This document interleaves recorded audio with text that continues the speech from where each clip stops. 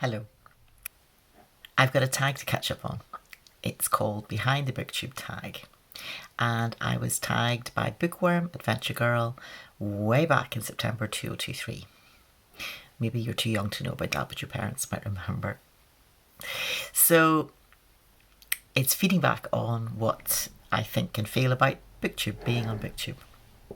So I've got a mug of coffee, which you may hear just being moved across my desk in front of me, and I'm going to be looking at different things over here for the questions and the smart answers that I've made a note of down below. So I may look a bit shifty, but that is why I don't want to waste your time.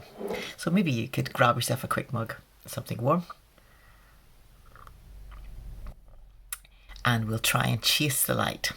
It's coming towards the end of a Scottish afternoon. The light is not exactly dazzling, and we'll just see how far we get before it's pitch darkness and all you hear is this voice echoing out of the dark. So, question number 1. What has surprised you the most about Booktube, both in a good way and in a bad way? Lots. Overwhelmingly is good. That is the heartening reply, I would say, first of all. I think that it's been... In fact, I've had one of the most positive things has been at the weekend there I met up with 3 other booktubers, and that was fantastic. It just made it all more real. I met up with Margaret Pinard, I met up with Camilla from Hasty Books, and also from Sandra in Pull Down the Moon.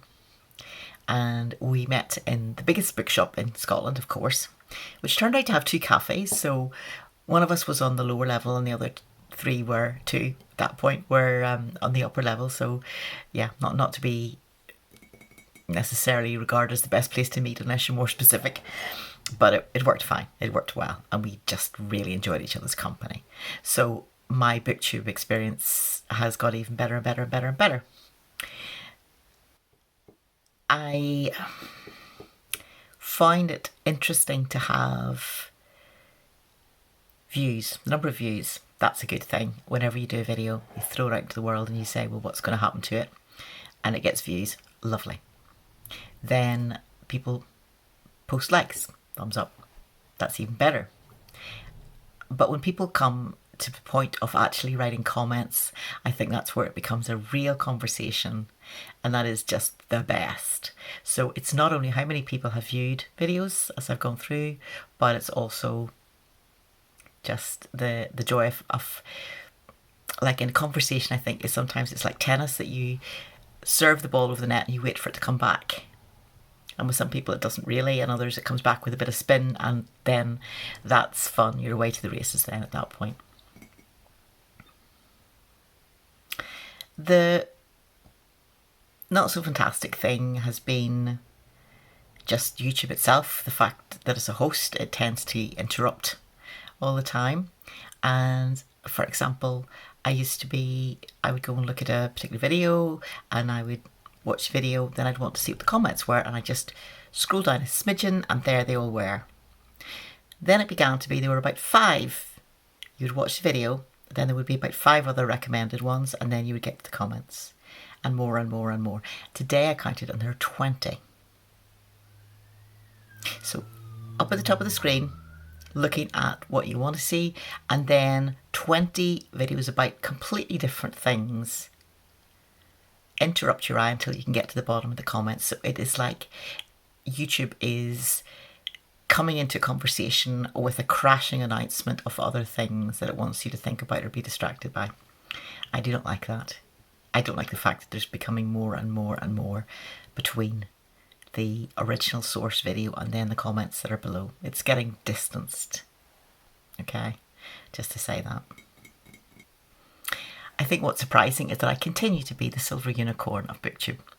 I talk about books that nobody else seems to want to talk about or think about, and that is history of art books, humour books, creativity books.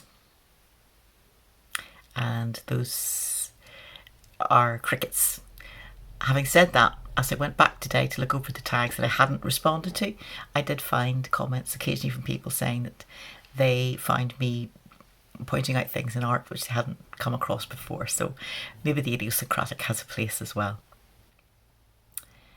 Question 2. How do you balance reading and booktube with the rest of your life? What is this concept, the rest of your life? What do you mean, the rest of your life? Outside of booktube, outside of books? What fresh heresy is this?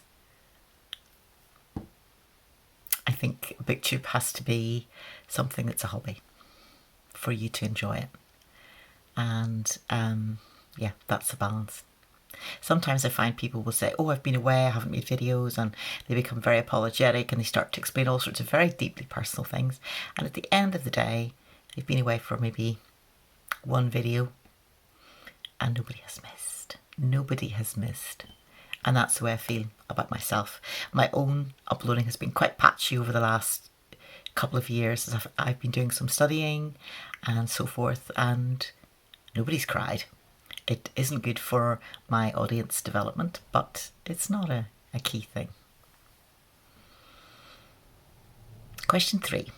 Have you thought about starting a Patreon? I think it's interesting. I think that is a space that starts to create a bit more community, and also if you're making videos and putting a lot of effort in, which we all are, then that's a nice way to sort of start to possibly fund it a bit more. But I don't have enough viewers. I think if you got about 1,000 or 2,000, that works. 4. Have you made any mistakes on Booktube? One of them clearly is not responding sooner to tags. This today is an illustration. And secondly, recording with noisy traffic. I did that one particular day, and then I kept it up for a while because I was able to, using a particular app with somebody who's very knowledgeable in these things, they were able to take out the bulk of the background roar and retain the sound of my voice. And for a while I had both videos up so that people could see and rather hear what the difference was, because I felt it might be useful to some people. Oh, 5. Do you have any advice for new booktubers? This is really a whole video in itself. I think lots of people have done this. Okay, I think under promise, over deliver. Not to promise a weekly update or something that's going to be hard to hold on to and keep going. People will always find your videos if they're of a subject that interests them, and if they're interested in you, they will come looking for you.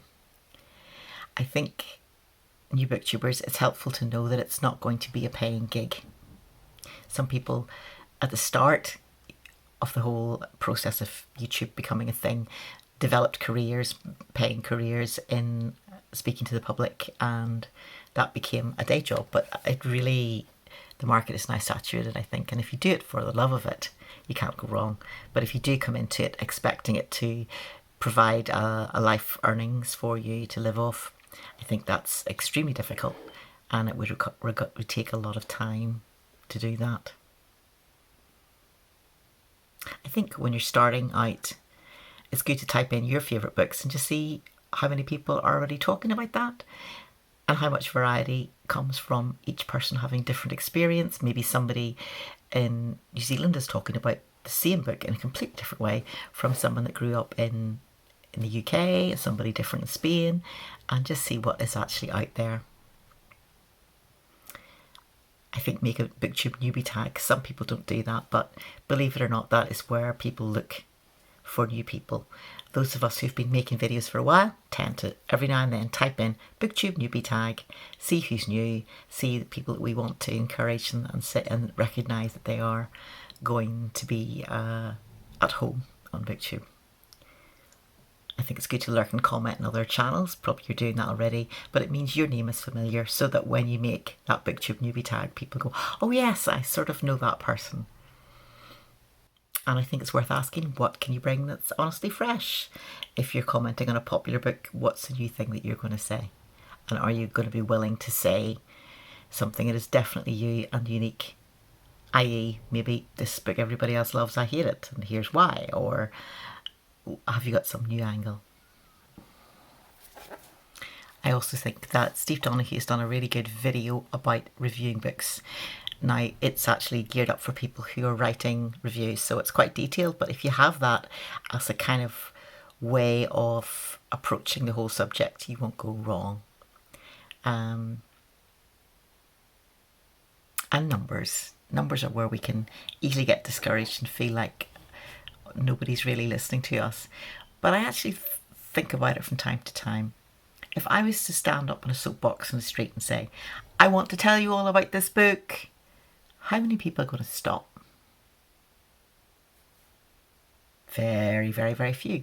But yet if I put up a video and 70 or 100 or 150 people stop in a busy day to listen to me talking about a book, it's worth it. There are people listening. That is a good representation of numbers.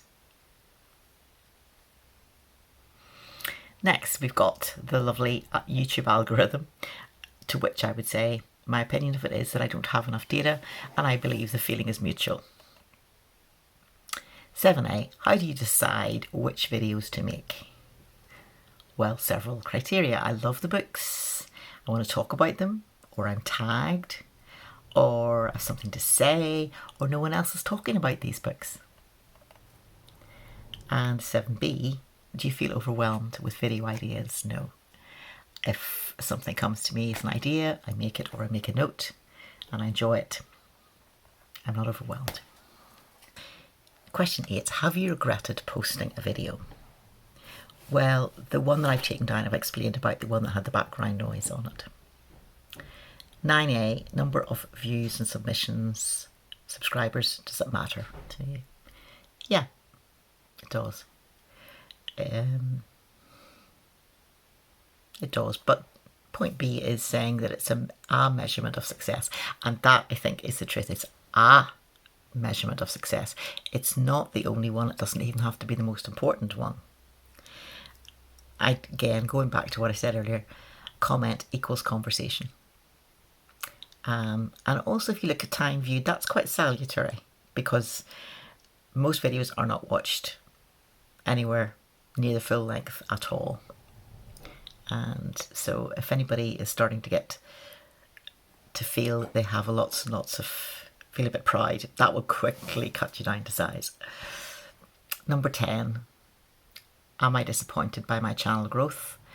Sometimes yes, but on the other side, I have spent a couple of years studying and I gave much less time. I had much less time to read and less time to upload, so that's natural.